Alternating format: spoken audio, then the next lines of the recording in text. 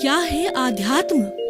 दर्शन, चिंतन धारा, विद्या या संस्कृति की परंपरागत विरासत। आध्यात्म दर्शन यानी जीवन का शाश्वत सत्य। मानव जीवन से जुड़े शाश्वत सत्यों को जानिए और समझिए उपासक डॉक्टर सोहन राज तातेड़ से हमारे खास कार्यक्रम आत्मविज्ञान में। आत्मविज्ञान यानी सही दृष्टि, सही सोच। भाई और बहनों, मातृशक्ति को नमन। स्टूडियो में आपका हार्दिक स्वागत है, अभिनंदन है, सत्कार है। आत्मविज्ञान साइंस ऑफ द सोल कार्यक्रम के अंतर्गत हम आपको सही दृष्टि, सही सोच, राइट विजन, राइट थिंकिंग के तहत आपको कुदरती रचना और कुदरत का कानून के तहत हम आपको सनातन सत्य बताते हैं और आपको यूनिवर्सल ट्रुथ देते हैं, आपको सार्वभौम सत्य बताते हैं। उससे आपको फायदा क्या है? उससे आपको फायदा ये कि आपको सनातन सुख की प्राप्ति होती है। ऐसा सुख कि उसके पीछे कोई दुख नहीं आता है, जिसको ब्लिस बोला जाता है। ये आत्मा का गुण है, आत्मा का लक्षण है। उसकी प्राप्ति के लिए हमने आत्मविज्ञान कार्यक्रम चालू किया है और ये सारा कार्य हम अलग अलग एपिसोड्स, अलग अलग विषयों के माध्यम से करते हैं। तो आज हमारा बहुत ही सुंदर विषय है, वो है कार्बन शरीर। भाई और बहनों, जैसा कि मैंने पूर्व के एपिसोड्स के अंदर बताया कि मनुष्य, कोई भी कार्यकर्ता, मनुष्य नहीं, कोई भी जीवित प्राणी जिसकी उसकी एक इंद्रिय है, जैसी गति है, जैसे कर्म है, उसके अनुरूप कार्य करता है, तो वह शरीर बिना नहीं कर सकता है। शरीर के लिए कहा गया शरीर माध्यम खलु धर्म साधनम। अगर मनुष्य धर्म की साधना करता है तो शरीर बिना वो नहीं हो सकती। शरीर एक मंदिर है और उस मंदिर के अंदर प्राण प्रतिष्ठा करके प्रभु की मूर्ति, बालाजी की मूर्ति, राम की मूर्ति, कृष्ण की मूर्ति, महावीर की मूर्ति जब प्राण प्रतिष्ठा के बाद बिठाई जाती है तो रोज हम उनके दर्शन करते हैं, जिन बिंब के दर्शन करते हैं। तो ये जो होता है, ये हमारा शरीर जो है वो एक मंदिर है। इसलिए शरीर को अशुद्ध नहीं करना चाहिए। क्यों नहीं करना चाहिए? कि जैसे मंदिर में भगवान विराजमान है, हमारे भीतर भी मूल स्वरूप बड़ा वही राम, कृष्ण और कुछ भी कहिए, वो वही है जो कि राम, जो कि चींटी में है, घोड़े में है, हाथी में है, ऊंट में, बैल में, गाय में, मतलब 84 लाख जीवा योनि की मूल आत्मा में वही शुद्ध परमात्मा है। और उसी को देखना है, उसको आत्मवत होना कहते हैं। जो फर्क हमको दिखाई देता है वो अपने अपने कर्मों के अधीन है। वो एक इंद्रिय होते हैं, द्विंद्रिय होते हैं, त्रिंद्रिय होते हैं, चतुरिंद्रिय होते हैं, पंचेंद्रिय होते हैं, नरक गति होती है, तिरिज गति होती है, मनुष्य गति होती है, देव गति होती है। और विशुद्ध आत्मा की बात करें जो मैंने अभी कही, तो वो हमारी आत्मा जो है वह हमारी विशुद्ध आत्मा है, मोक्षगामी होती, मोक्ष में सिद्ध शिला में निवास करती। तो भाई और बहनों, मैं कार्बन शरीर की बात कर रहा था। कार्बन शरीर जो है गंगोत्री है, ये हमारा सोर्स है, ये हमारा वेयर हाउस है। जन्म जन्मांतर की हमारी दबी हुई जो भावनाएं हैं, और जैन दर्शन की भाषा में बात करूं तो ज्ञानावर्णीय, कर्म दर्शनावर्णीय, मोहनीय, आयुष्य, नाम, गोत्र और अंतराय, 8 तरह के कर्म और उसकी 148 प्रकृतियां हैं। वही हमारा कॉजल बॉडी है, वही हमारा कार्बन शरीर जो मैं आपसे बात कर रहा हूं। और इसको जो है सांख्य भाषा में लिंग शरीर कहा जाता है। कुछ लोग इसको कॉजल बॉडी कहते हैं। कॉजल बॉडी कैसे बनती है कि मान लीजिए इस जन्म के अंदर मैं जैसे भी भाव करता हूँ, जिसको कि कहते हैं चार्जिंग कहा जाता है, तो वो चार्जिंग होती है, वो भावों के द्वारा होती है। प्रतिष्ठित आत्मा चार्ज होती है, भावों के द्वारा होती है। भाव शुभ भी हो सकते हैं, अशुभ भी हो सकते हैं और शुद्ध भी हो सकते हैं। तो हमारे जैसे भाव होते हैं, उस भाव के अनुरूप जो है कॉज पड़ते हैं। एक भाव हमने भीतर चिंतन किया, वो भाव कहलाता है, अच्छा या बुरा, तो वो भाव कॉज कहलाता है। और हम उन कॉज की श्रृंखला बनाते हैं। हम बार बार चिंतन करते रहते हैं, अच्छा या बुरा, तो वो सारी कॉजल बॉडी बन जाती है। और ये जन्म जन्मांतर से इस शरीर के साथ चलती है। और मूल कहा जाए कि the reason of getting this gross body is our karmic body, is our causal body, is our that very abstract body that is called the causal body also. उसी कारण से ये शरीर कार्य रूप के अंदर मिलता है। अगर हमारा कार्बन शरीर नहीं है तो ये स्थूल शरीर नहीं मिलेगा। कैसे नहीं मिलेगा, मैं आपको उदाहरण देना चाहता हूँ कि मैंने गेहूं के 2 दाने लिए। एक दाने को तो मैंने जो है जमीन के ऊपर जो है उसको जमीन में डाल दिया, फिर उसको पानी दिया, खाद दिया। हम गमले में भी डालते हैं तो क्या होता है, फलक फूटता है और वह पौधा धीरे धीरे गेहूं का बड़ा होने लगता है। अब दूसरे को मैंने क्या किया कि दूसरे गेहूं के दाने को मैंने तवे पर भून दिया। भून देने से उसके भीतर जो शुद्ध आत्मा थी, भीतर जो जीव था, भीतर कॉन्शियसनेस थी, तो वह जन्म लेने वाली वो यानी उसके साथ जो कॉजल बॉडी थी वह भी जल गई। अब उसको अगर मैं वापस जो है उसी तरह से उसको उगाऊं तो वो नहीं उगेगा, क्योंकि उगने वाली वो कॉजल बॉडी है।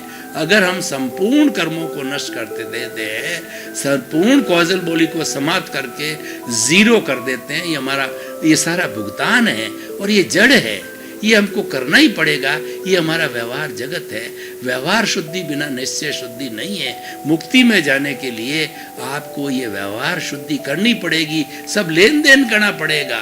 लेन देन करने के लिए माता पिता, भाई बहन, पति पत्नी, ये सब पार्टियां हैं। जैसे कि हम बिजनेस के अंदर काम करते हैं तो हमारी रॉ मटेरियल की पार्टी होती है, फिनिश प्रोडक्ट की पार्टियां होती है, और कई भी तरह की हमारा बीच वाले जो काम करने वाले वो भी पार्टियां होती है।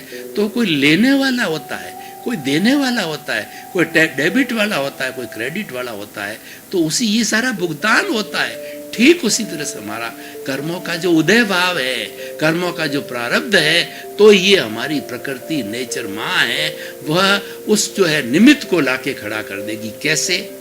पिछले जन्म के अंदर मैंने किसी व्यक्ति के 50,000 रुपए खाए, उसने बेचारे ने बहुत मेहनत करी लेकिन मैंने नहीं लौटाए, तो इस जन्म के अंदर वो 50 के 60,000 हो गए, मान लो ब्याज सहित।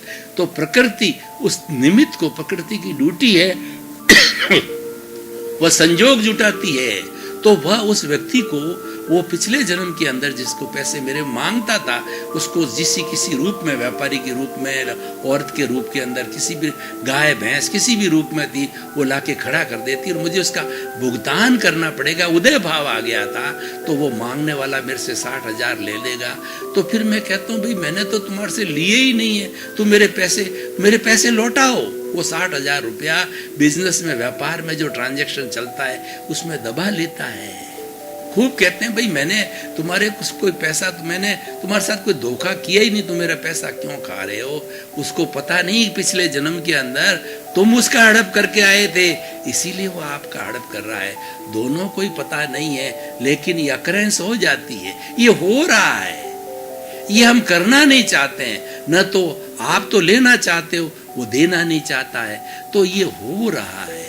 हर क्षण हमारे साथ में उदय भाव के अनुसार बिना चाहे हुए भी हो रहा है। आप देखते हो 24 घंटे के अंदर बहुत सी ऐसी चीजें हम नहीं चाहते लेकिन हो रही है। हो इसीलिए रही है कि हम लेके आए हैं। जो ध्वनि हमने पिछले जन्म में की थी उसकी प्रतिध्वनि हमें इसमें मिल रही। जो एक्शन हमने किया था पिछले जन्म में उसका रिएक्शन मिला था। जो पिछले जन्म में कॉज डाले थे उसका इफेक्ट आज हमें मिल रहा है। बिना without the cause there is no effect at all, without the reason there is no occurrence of anything at all. तो इसीलिए ये सारा प्राकृतिक नियम है, ये कुदरत का कानून है, कुदरत की रचना है, ये सनातन सत्य है, ये होता रहता है। तो ये सारा कार्बन शरीर से जुड़ा हुआ होता है। इसलिए भाई और बहनों गंगोत्री है। गंगोत्री कैसे मैं आपको बताना चाहता हूं कि जो भगवान शिव की जटा के अंदर गंगा थी, भगीरथी जी ने हरिद्वार में बैठ करके, जो कि राम के जो पूर्वज थे, उन्होंने बैठ करके तपस्या करी कि शिव जी की तपस्या करी कि आप जो है यहाँ हमारी पृथ्वी पर बहुत से पापी हो गए हैं, तो आप पापियों का उद्धार करने के लिए आपकी चोटी को खोलिए और उस गंगोत्री को, उस गंगा को जो है हमारे हरिद्वार पे बहाइए और धीरे धीरे पूरे देश में बहती बहती है पापियों का उद्धार करते हो। गंगा जल पवित्र होता है। जब हमारी मृत्यु हो जाती है तो हमारी मुक्ति के लिए, हमारे अच्छे के लिए, अच्छी गति के लिए गंगा जल पिलाया जाता है। इतना पवित्र है क्योंकि ये बहुत भगीरथ प्रयत्न करने के बाद, भगीरथ जो है वो मुनि जी के द्वारा जो तपस्या करने के बाद में ये मिला था, जो कि राजा राम के पूर्वज थे, तो इसीलिए वो गंगोत्री मैं ले जाना चाहता हूँ। वो गंगोत्री कार्बन शरीर है, सब कुछ उसमें जुड़ा हुआ है। और भाई और बहनों, मैं आपको बताना चाहता हूँ कितनी बड़ी विचित्र बात है कि जन्म जन्मांतर की आपकी जितनी भी प्रॉपर्टी है, जितने भी आपका लेना देना है, वो इस चिप में जमा रहता है। अभी मोबाइल का जमाना है, आपने देखा होगा कि एक चिप कितना छोटा होता है और उसकी 100 GB, उसकी जो है 100 GB वॉल्यूम होता है। 100 GB का मतलब इस पूरे बड़े कमरे में जितनी किताबें आ सकती है वो सारी की सारी जो है उस अकेले मेमोरी कार्ड में आ जाती है। ये सूक्ष्म का जगत है। तो ये हमारा जो कार्बन शरीर है बहुत ही सूक्ष्म है। कार्बन शरीर होता है चतुस्पर्शी पुद्गलों का होता है, वर्ण गंध रस स्पर्श वाला होता है। और चतुस्पर्शी पुद्गल जो है 2 तरह के होते हैं परमाणु। अष्ट स्पर्शी आंखों से दिखाई देते हैं, फोटो लिया जाता है। चतुस्पर्शी है जिसका कोई फोटो अभी तक वैज्ञानिकों ने नहीं लिया, आंखों से दिखाई नहीं देते हैं, परंतु वो वर्ण गंध रस वाले जो है वो हमारा जड़ है। और उसको अवधि ज्ञानी, मन प्रयोग ज्ञानी और जो है केवल ज्ञानी तो देख ही सकता सारी चीज को। तो वो प्रत्यक्ष ज्ञानी जो होते हैं वो प्रत्यक्ष ज्ञान के द्वारा देखते हैं।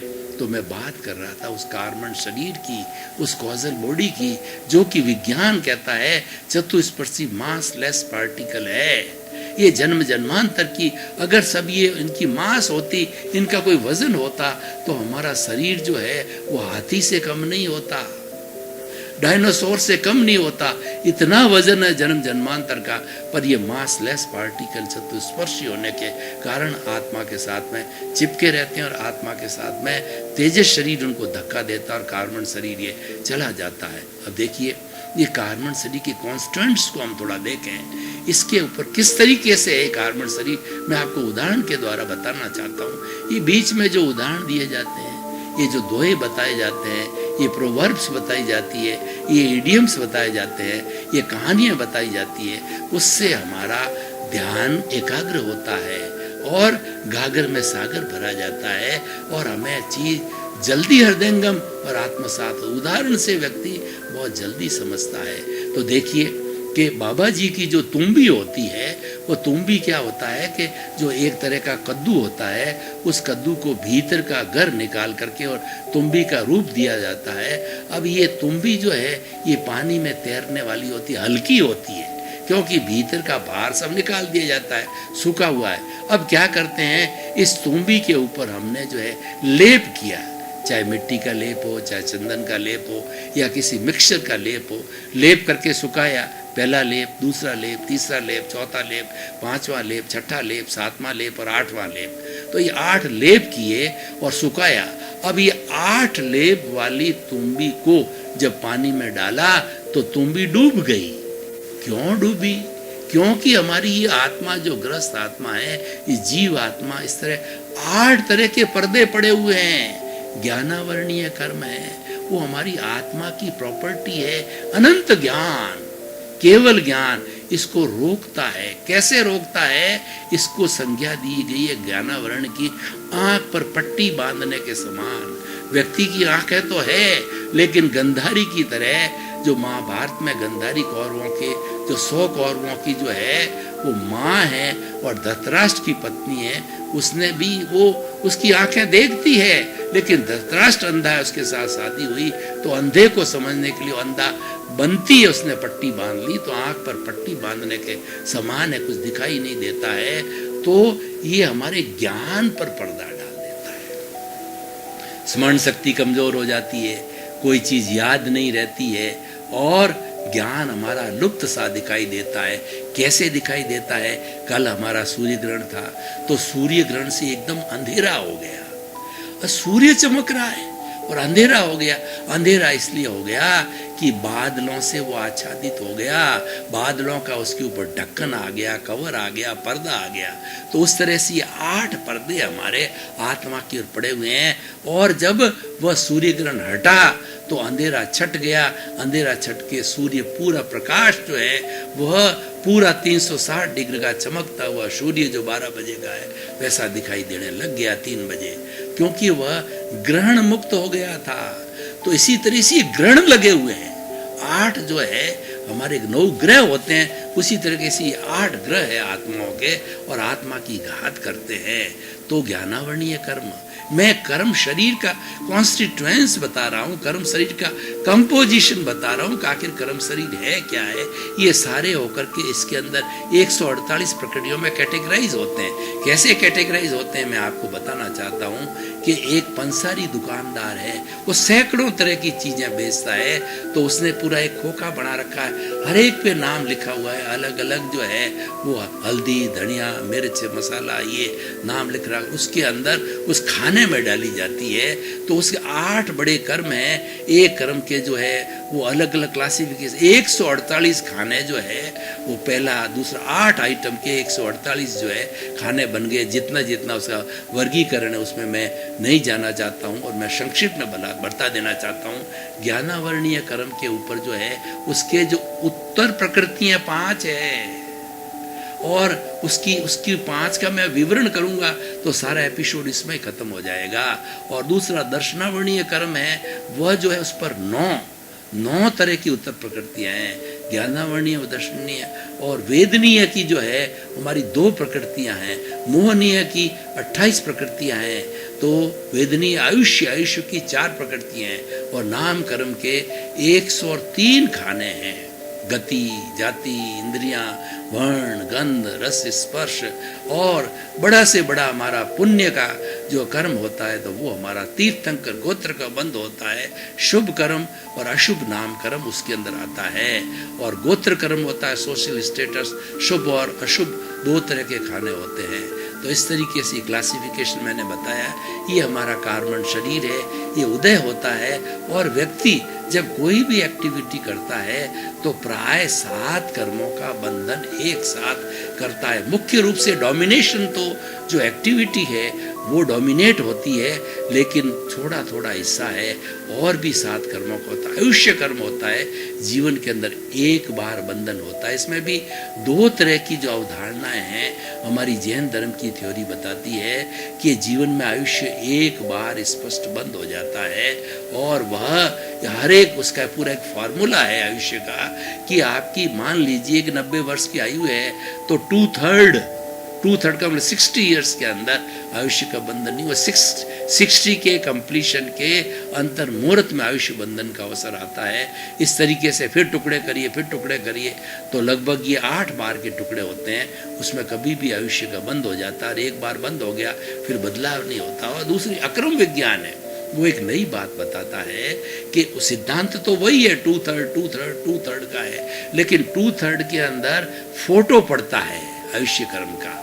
तो वह जो है दूसरे टर्म के अंदर अगर आपने सुधार किया या आपने बिगाड़ किया तो फोटो फिर दूसरे टाइम का आ जाता है।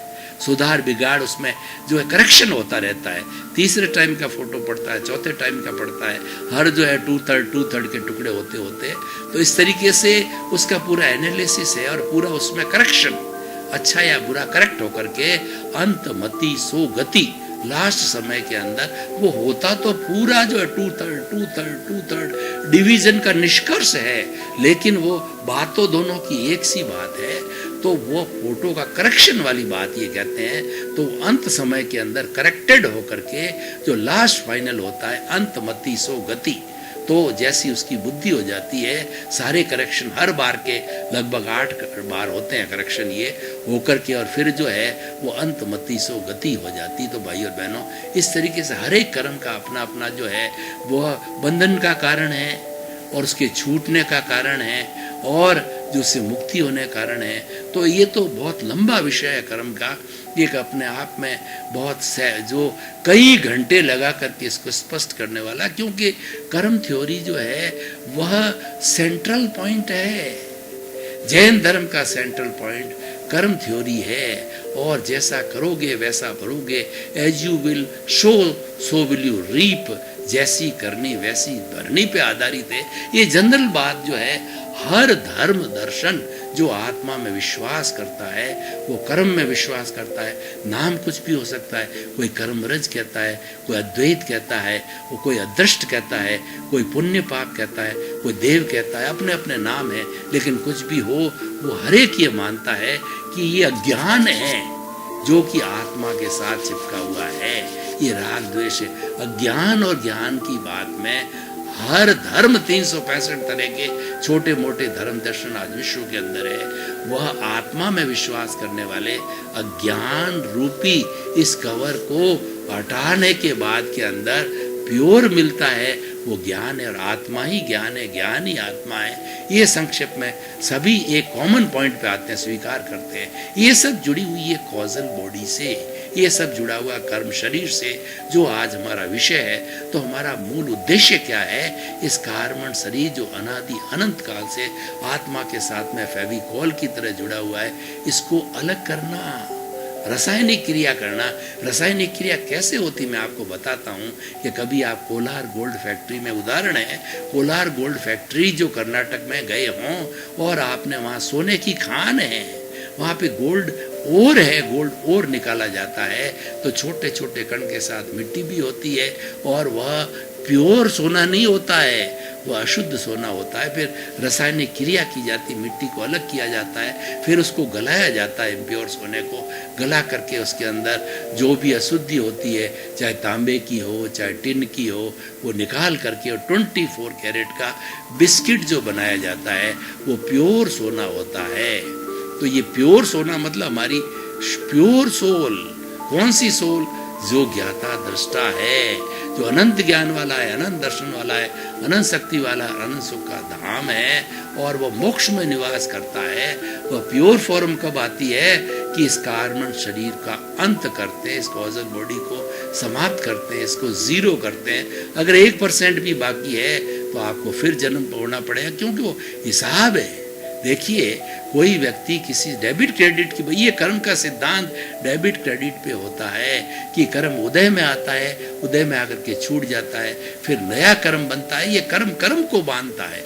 ये कॉजल बॉडी है, ये राग द्वेष है, नए राग द्वेष को पैदा करती है। लेकिन उसको एनर्जी देने के लिए वो प्रेजेंस है, वो सोल की होती है, शुद्ध आत्मा की होती है। उसके बिना ये डेड है, उसके बिना ये जीव है। उस जीव को चेतन बनाने के लिए, उसको मिश्र चेतन बनाने के लिए आत्मा की हाजिरी आवश्यकता होती है। ये कैटलिस्ट है। कई बार क्या होता है कि कोई भी केमिकल रिएक्शन कराने के लिए किसी कैटलिस्ट को, किसी कैटल्स को जो है वो साथ में देना पड़ता है, तभी जो जाकर के वो रिएक्शन होता है, वरना वो रिएक्शन नहीं होता है। तो ये सारा रिएक्शन कराने के लिए प्रेजेंस ऑफ द सोल जरूरी है, क्योंकि चेतन अवस्था में ये रासायनिक क्रिया होती है, अचेतन अवस्था में डेड बॉडी है, वो तो न हिलता है न डूबता है, कुछ नहीं है। वो तो ये डेड बॉडी जलाने लायक हो जाती है, उसका राम नाम सत हो जाता है। ये सब चीज़ें हमारे कर्म शरीर से जुड़ी हुई है। इसलिए भाई और बहनों, हम एपिसोड्स के निष्कर्ष की भाषा में आपको क्या कहना चाहिए, कहना चाहते हैं, शुभ कर्म कीजिए।